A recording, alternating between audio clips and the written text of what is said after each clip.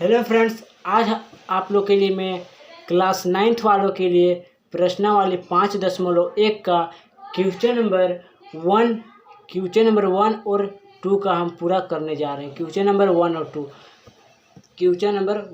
2 का हम करने जा रहे हैं दोस्तों, 1 और 2 का। तो मैं आप लोग के लिए प्रश्नावली 5.1 का क्वेश्चन नंबर 1 और 2 बहुत ही ईजी और सरल तरीके से मैं आप लोग को आपके ही अपने भाषाओं में समझाने का प्रयास करूंगा दोस्तों। तो आपसे मेरा रिक्वेस्ट है कि इस वीडियो को शुरू से लेकर अंत तक देखिए, नहीं तो आप लोगों को समझ में नहीं आएगा दोस्तों।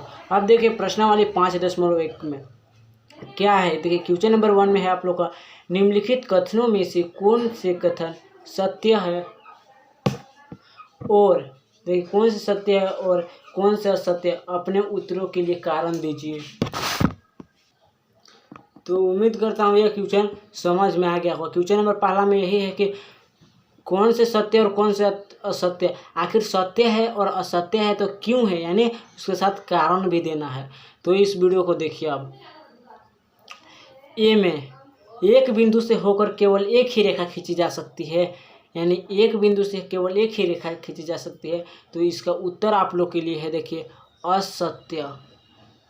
असत्य असत्य हो जाएगा। तो आप लोग सोच रहे असत्य आखिर क्यों, यहाँ कारण भी देना है। तो मैं आप लोग को समझाने का प्रयास करता हूँ। ये एक बिंदु है, ठीक, ये बिंदु है, ठीक। तो एक बिंदु से होकर एक ही रेखा खींची जा सकती है, एक ही रेखा की। तो आप लोग को असत्य, यदि सत्य रहता तो बोलते हाँ खींचा जा सकता है, बट यहाँ पर असत्य दिया हो। तो इस एक बिंदु से देखिए हम लोग हजारों रेखा खींच सकते हैं। देखिए खींच लिए, देखिए कितना बहुत सारा रेखा हो गया। तो उसी प्रकार इसीलिए हम लोग असत्य लिखे, सिर्फ, ठीक, असत्य। तो यहाँ पर आप लोग लिख लेना है असत्य। और क्योंकि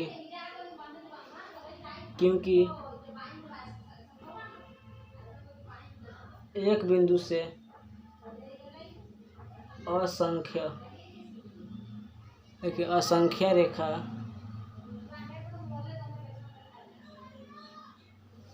खींची जा सकती है, यानी इसका उत्तर यही होगा असत्य, क्योंकि एक बिंदु से असंख्य रेखा खींची जा सकती है। आप देखिए आप लोगों का क्वेश्चन नंबर बी में आप लोगों के देखिए क्या दिया हुआ है। दिया हुआ है कि दो भिन्न बिंदुओं से होकर जाने वाली असंख्य रेखाएं हैं, यानी क्वेश्चन में दो बिंदु है, ठीक, होकर असंख्य रेखाएं हैं, यानी एक रेखा से ज़्यादा रेखा है। तो इसका उत्तर देखिए, दो बिंदु हम ले लिए, ठीक, दो बिंदु से होकर असंख्य रेखा है। देखिए दो बिंदु से तो एक ही रेखा खींची जा रहा है, तो असंख्य यानी एक से ज़्यादा। तो एक से ज़्यादा तो कहाँ खींचा है, एक ही तो रेखा खींची जा सकती है। तो यहाँ पर आप लोग को लिखना है असत्य। आप लोग को यहाँ पर असत्य लिख देना है। और क्योंकि यहाँ पर कोमा, क्योंकि दो बिंदुओं से केवल एक ही रेखा खींची जा सकती है, एक ही रेखा खींची जा सकती है। आप लोग का आंसर यही लिखना है, ठीक। आप देखिए क्वेश्चन नंबर सी में, चलिए देखते हैं। आप देखिए सी नंबर में एक शांत रेखा दोनों ओर अनिश्चित रूप से बढ़ाई जा सकती है। मान के चलिए हम लोग देखते हैं शांत रेखा। चलिए इस रेखा को, शांत रेखा एकदम शांति से रेखा है, क्या दोनों ओर से बढ़ाई जा सकती है? तो नहीं बढ़ाई जा सकती। यदि कौन सा रेखा, कोई अशांत रेखा, जब तीर जैसा बना हुआ रहता है तो इसको अशांत रेखा जिसे हम बोला जा सकता है, तो इसको हम बढ़ाया जा सकता है रहता है। बट यहाँ पर शांत रेखा, एकदम शांति से रेखा है, इसका नाम से ही पता चल जा रहा है दोस्तों कि इसको बढ़ाया नहीं जा सकता है। तो आप लोग उम्मीद करता हूँ कि ये वाला जो है समझ चुके होंगे, ये क्वेश्चन ही समझ चुके, यानी शांत रेखा को नहीं बढ़ाया जा सकता है। तो यहाँ पर लिख देना है डायरेक्ट असत्य। क्योंकि देखिए यहाँ पर लिख देना, क्योंकि शांत रेखा की लंबाई निश्चित होती है। निश्चित होती है। ठीक, देखिए यहाँ पर लिख देना एक शांत, देखिए इसका आंसर में लिख देना असत्य हो जाएगा, क्योंकि शांत रेखा की लंबाई निश्चित होती है और अशांत रेखा की लंबाई अनिश्चित होती है। समझ चुके होंगे। अब चलिए देखिए क्वेश्चन नंबर डी। देखिए क्वेश्चन नंबर डी में क्या दिया हुआ है। क्वेश्चन नंबर डी है, यदि दो वृत्त बराबर है तो उनकी त्रिज्या बराबर होती है। ये तो क्वेश्चन बहुत ही समझने वाली बात है। देखिए दो वृत्त है, चलिए हम दो वृत्त कर लेते हैं, इसको वृत्त ही समझ लीजिए। और देखिए दो वृत्त है और ये है क्या है, केंद्र है। ठीक, वृत्त के केंद्र है, तो उनकी त्रिज्या यहाँ से लेके यहाँ तक त्रिज्या हो गया और यहाँ से यहाँ लेके त्रिज्या हो गया। तो दोनों की त्रिज्या तो बराबर है ना है। देखिए यहाँ से लेके यहाँ, क्योंकि दो वृत्त बराबर है, यानी दोनों वृत्त है ना, दोनों आसानी भाषा में समझाया जा सकता है। देखिए दोनों गोला बराबर है और उनका त्रिज्या भी बराबर ही होगा यदि आप चाप से कीजिएगा तो यहाँ पर आपको लिख देना है आंसर में सत्य लिख देना, क्योंकि दो वृत्त बराबर है तो उनका त्रिज्या भी बराबर है। और किस प्रकार से मैं आप लोगों को समझा दिया हूँ, तो सत्य हो जाएगा। और यहाँ पर देखिए वृत्त, तो लिख देना सत्य, क्योंकि वृत्त बराबर है तो त्रिज्या भी बराबर है। अब देखिए अगला क्वेश्चन। अब देखिए ई नंबर में आप लोगों का क्या है, यदि ए बी बराबर, देखिए ए बी इसका नाम है और पी क्यू, ए बी के बराबर है पी क्यू। ठीक, और पी क्यू बराबर एक्स वाई। ठीक, यहाँ देखिए पी क्यू बराबर एक्स वाई। ठीक, यानी ए बी है ना पी वाई के बराबर है और पी क्यू है ना पी क्यू एक्स वाई के बराबर है। तो उम्मीद करता हूँ ये क्वेश्चन को समझ चुके होंगे। तो इसका उत्तर में आप लोगों को क्या लिखना है, देखिए सत्य हो जाएगा। अरे क्यों हो रहा है सत्य, देखिए आप समझने का प्रयास कीजिए। क्योंकि ए बी के बराबर पी क्यू भी तो है ना, ए बी के बराबर पी क्यू यानी दोनों बराबर है, और पी क्यू के बराबर एक्स वाई है यानी दोनों बराबर है। तो सत्य हो जाएगा। क्यों हो रहा है, क्योंकि जब कोई दो रेखाखंड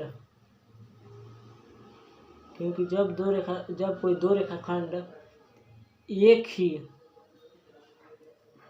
ही रेखाखंड के बराबर हो तो वह आपस में बराबर होते हैं।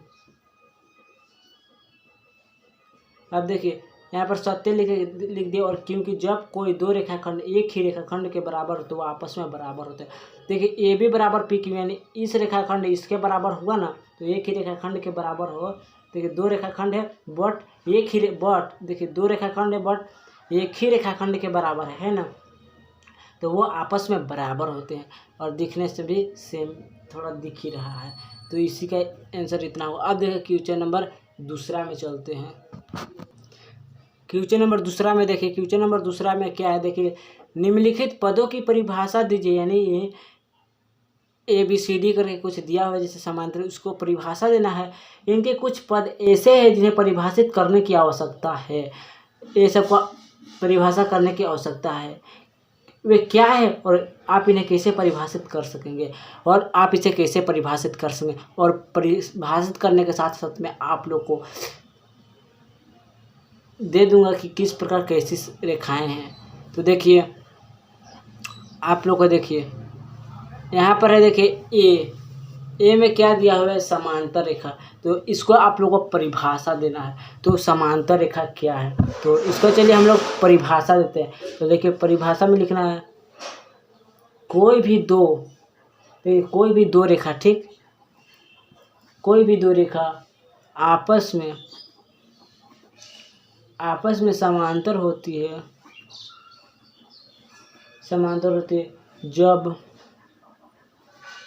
जब वो एक दूसरे के, देखिए कोई भी दो रेखा आपस में समांतर होती है जब वो एक दूसरे के प्रतिच्छेद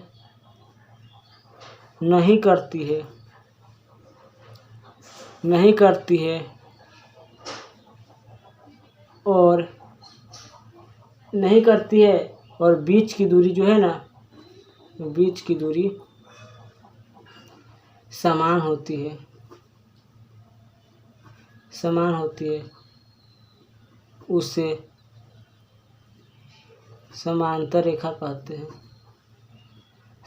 देखिए, समांतर रेखा को परिभाषा आप लोगों को देना था, तो समांतर रेखा का परिभाषा आप लोग का यही हो जाएगा, कोई भी दो रेखा आपस में समांतर होती है जब वो एक दूसरे का प्रतिच्छेद नहीं करती है और बीच की दूरी समान होती है, उसे समांतर रेखा कहते हैं। तो दोस्तों, आप लोग सोच रहे हैं कि समांतर रेखा कैसा रेखा है, तो देखिए मैं आप लोग को समझाने का प्रयास कर रहा हूँ। देखिए, दो रेखा है, ठीक, एक रेखा हो गया और यहाँ से एक रेखा हो गया, दो रेखा हो गया,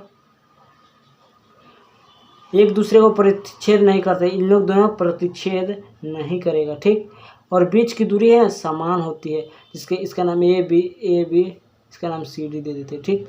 और इसे समान, देखिए इन लोग दोनों समान है तो उसी को समांतर रेखा कहते हैं। उम्मीद करता हूँ यह प्रश्न आप लोग को जरूर समझ में आ चुका होगा।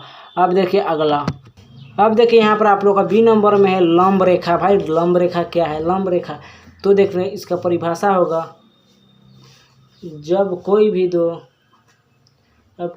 रेखा, कोई दो रेखा लंब रेखा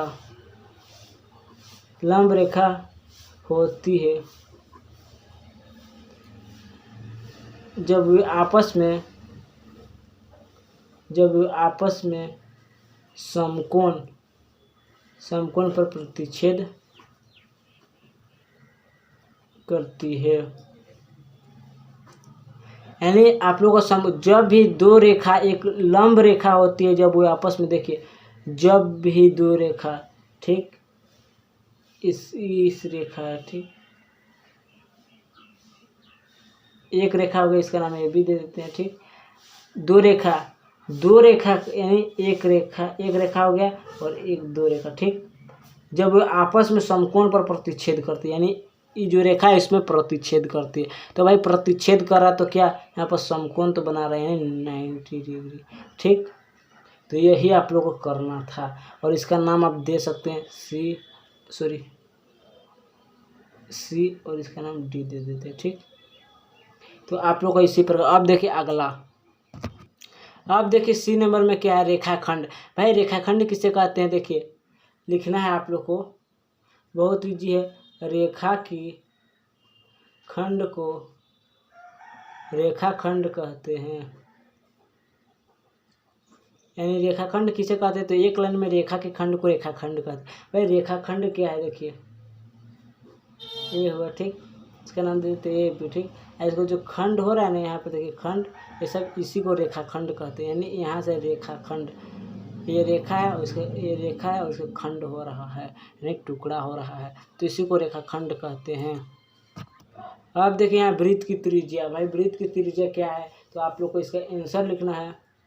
यहाँ पर देखिए वृत्त के केंद्र से वृत्त की परिसीमा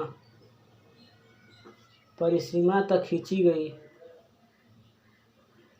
खींची गई रेखा को वृत्त की त्रिज्या कहते हैं। अब देखिए मैं इसको समझाने का प्रयास कर रहा हूँ। वृत्त की त्रिज्या क्या है? वृत्त के केंद्र से वृत्त की परिसीमा तक खींची गई रेखा को वृत्त की त्रिज्या कहते हैं। देखिए ये वृत्त हुआ, इसको वृत्त मानिए, और वृत्त के केंद्र ये हुआ, ठीक, और केंद्र से परिसीमा यानी सीमा तक खींची गई, यानी यहाँ से लेकर यहाँ तक, इसी को वृत्त की त्रिज्या कहते हैं। अब देखिए आप लोग का ई नंबर जो कि वर्ग है, ठीक, वर्ग को परिभाषित करना है, तो लिखना है वैसे चतुर्भुज जिसके चारों भुजा आपस में बराबर हो तथा प्रत्येक कोण 90 डिग्री का हो। उसे वर्ग कहते हैं। देखिए, वैसे चतुर्भुज जिसके चारों भुजाएं आपस में बराबर होते हैं तो प्रत्येक को 90 डिग्री का उसे ही वर्ग कहते हैं। भाई वर्ग को देखिए मैं आप लोग को समझाने का प्रयास कर रहा हूँ। देखिए एक ये इसको वर्ग मान लीजिए, ठीक, वर्ग ही टाइप का है। देखिए जिसके इधर से समान हुआ ना तो इसका इधर भी समान होना चाहिए, और ये चारों तरफ इसके बराबर यहाँ पर भी होना चाहिए, इसके बराबर यहाँ पर भी होना चाहिए। तो यानी जिसका इसका लंबाई इतना हुआ ना तो इतना ही आप लोग को होना चाहिए। ये थोड़ा सा बड़ा हो गया है, हालांकि इसका थोड़ा सा इतना होना चाहिए। तो यानी बराबर चारों तरफ, और चारों तरफ देखिए 90 डिग्री का, प्रत्येक कोण, यहाँ पर भी एक कोण 90 डिग्री, यहाँ पर भी, यहाँ पर भी, यहाँ पर भी, चारों कोण 90 डिग्री का हो। समझ में आ चुका हो। अब चलिए दोस्तों, यहीं तक अपने वीडियो को समाप्त करते हैं। मुझे उम्मीद करता हूं दोस्तों जितना भी प्रश्न कराए हूं सभी का आप लोग समझ जरूर चुके होंगे।